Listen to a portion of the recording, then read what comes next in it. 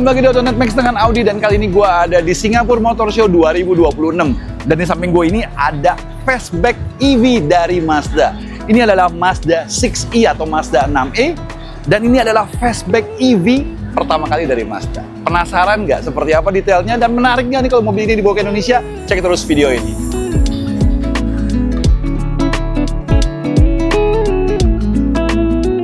Oke, sekarang kita bahas sedikit soal eksteriornya. Eksteriornya yang lumayan kontroversial. Kenapa? Karena mobil ini berbasiskan Chang'an Deepal L07. Jadi fastbacknya dari Chang'an. Tapi ya Mazda, mereka merubah total dari segi eksterior maupun interiornya. Kita lihat dari depannya sendiri. Depannya dia masih punya karakteristik khas kodo, cuman kodonya yang lama kalau ada aksen grill yang metalnya, ini sekarang digantikan jadi satu bidang, dikasih lampu-lampu sama dikasih kayak semacam tekstur yang nyala gitu loh. Jadi ini nyala, kodonya nih garisnya jadi di sini, jadi subtle banget.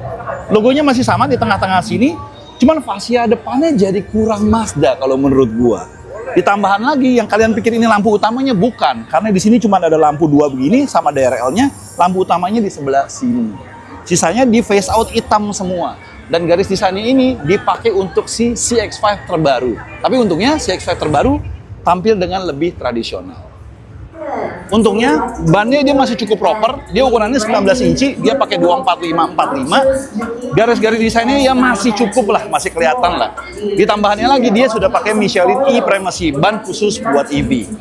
Ada aksen menarik juga yang gue lihat di bagian sampingnya. Di sini dia kasih kayak satu trim, tulisan Mazda hitam di sini, ini elegan dan keren banget.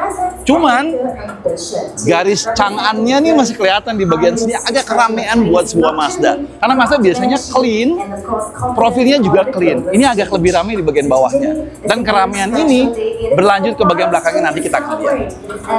Spionnya juga agak terlalu mengotak buat selera gue dan buat sebuah Mazda, sehingga kelihatannya kayak out of place gitu dari semua desainnya yang lebih halus. Ciri khasnya mobil-mobil Tiongkok juga masih kelihatan. Handle-nya masih flush, dia kasih chrome di sini, di atasnya nggak ada hitam, dan chrome-nya berlanjut ke bagian belakangnya. Dan uniknya lagi ya, tadi gue disebut mobil ini awal-awal sebagai sebuah fastback, bukan sebuah sedan. Kenapa? Karena kalau kalian lihat di pilar C-nya, memang ini jadi semacam kontroversi dari segi desainnya. Karena pilar C-nya kayak ditarik panjang banget ke belakang, sehingga buntutnya ini kelihatannya kayak hilang. Jadi kayak kurang. Otomatis kalau ditarik panjang kayak gini, dia profilnya jadi lebih kayak coupe atau lebih kayak hatchback yang kepotong.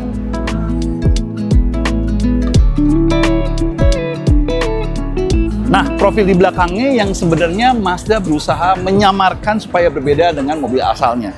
Karena di sini dia tarik garis, dia masih pakai dua lampu yang setengah bulat gini, ciri khasnya karakternya sebuah Mazda. Tapi tengahnya ini masih punya aksen yang menyambung, cuman agak keramaian kalau menurut gua.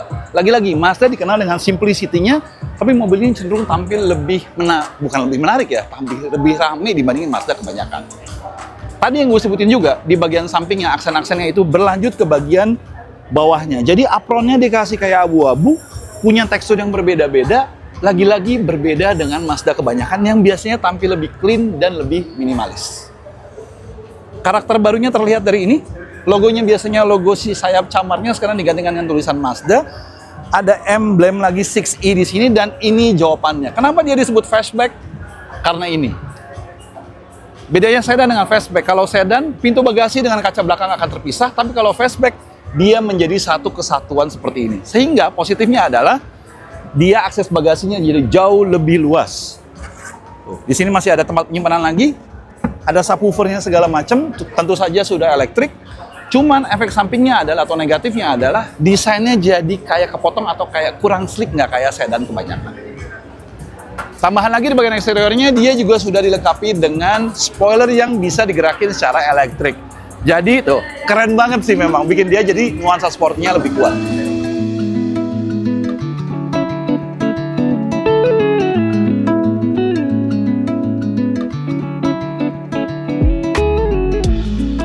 Oke, sekarang kita lihat bagian depannya.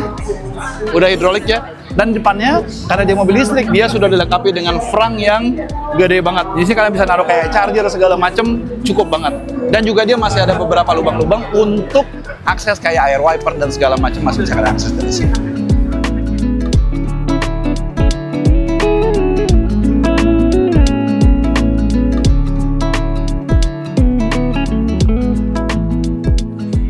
Sekarang kita masuk ke dalam interiornya si Mazda 6e Fastback.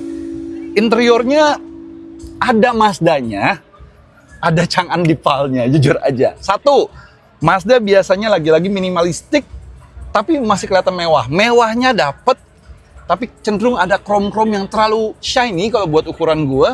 Tapi materialnya well built banget. Garis-garis desainnya juga masih ada karakteristik Mazdanya di sini tuh. Di sini dia pakai material kayak felt, kayak bulu gitu, halus banget. Sampai kursi-kursinya kombinasi juga bagus, sampai trim-trim door-nya juga sama. Setirnya juga enak dipegang, dia flat bottom. Tombol-tombolnya juga masih enak, logo Mazda. Interiornya sekarang dia full digital, cuman di sini dibikin kayak aksen dikit. Speedometernya keren sih kalau menurut gue. Display tengahnya gede. Nah ini yang Tiongkok banget kalau menurut gue. Lagi-lagi ini punya display yang mirip dengan si Chang'an Dipal. Cuman memang interface-nya sekarang lebih diperhalus dan lebih diambil seperti ya Mazda lah. Tapi gue ngerasa mobil ini kayak punya krisis identitas. Dia pengen banget menunjukkan bahwa dia sebuah Mazda. Kenapa? Banyak detail-detail dengan tulisan Mazda. Contoh, sebelah kiri dan sebelah kanan sini, dia ada tulisan Mazda di sini, ada tulisan lagi Mazda di sini, ada tulisan lagi Mazda di sini. Kayak pengen teriak banget bahwa, gue Mazda loh, bukan mobil Tiongkok. Bagian tengahnya kalian masih bisa dapetin C charging, sebelah sini sebelah doang, nggak dua. Di sini juga kalian bisa buka si center console-nya ini di sini. Oke, glove box-nya. Atas masih dapat sunroof dan di belakang juga dapat glass roof. Jadi kayak semacam panoramic roof sampai ke bagian belakangnya. Kursinya sendiri dia model bucket seat, jadi dia one piece gitu tapi ya sporty banget. Dan lagi-lagi logo Mazda tidak hilang di bagian sini. Kita lihat bagian belakangnya. Ini bagian belakangnya. Seperti kalian lihat, legroom lebih dari cukup, headroom juga lebih dari cukup. Cuman, lagi-lagi, karena dia terlalu bawah dan dia kurang miring, menurut gue support kesininya agak kurang. Jadi buat baris kedua nih, ya lega tapi duduknya nggak seenak-enak banget. Karena lantainya terlalu tinggi ya buat baterai. Tambahan lagi, detail-detail Mazda-nya juga masih ada di bagian sini, bagian sini. Untung di AC-nya nggak ada tulisan Mazda-nya, cuman dia udah bisa ada blind-nya, bisa kalian kontrol, AC-nya bisa kalian kontrol juga segala macem. Material segala macam masih sama dengan bagian depannya. Armrest-nya juga bagus, nggak ngeplek, nggak gimana-gimana banget. Tambahannya lagi mungkin kalau kita lihat dari pintunya sendiri, semua model-model yang dibikin sama Dipal itu rata-rata memakai frameless door. Jadi termasuk si 6e ini, dia juga menggunakan frameless door yang bikin dia kelihatan lebih sporty.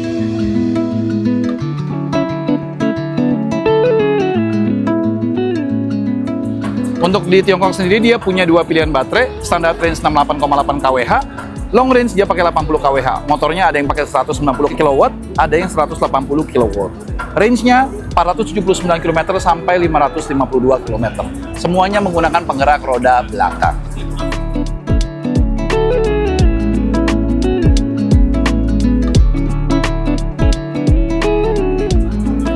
Oke, sekarang kita sampai pada kesimpulannya si Mazda 6e Fastback ini. Kesimpulannya apa? Kesimpulannya bawa aja ke Indonesia deh. Satu, kenapa? Kalau menurut gue sendiri mobil ini punya dua identitas.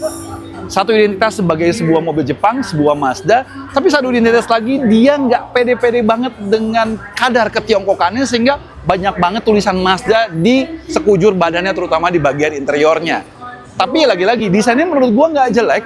Cuman buat orang-orang yang memang fanatik dengan minimalismnya ala Mazda, di mobil ini itu nggak terlalu banyak kelihatan. Tapi menurut kalian bagaimana? Dengan speknya, dengan segala macam detail-detailnya, dengan segala macam desainnya, apakah worth to buy mobil seperti ini? Kita tunggu aja kedatangannya di Indonesia. Karena mobil ini baru saja premier di Singapore Motor Show di 2026 awal. Gimana menurut kalian? Komen ya.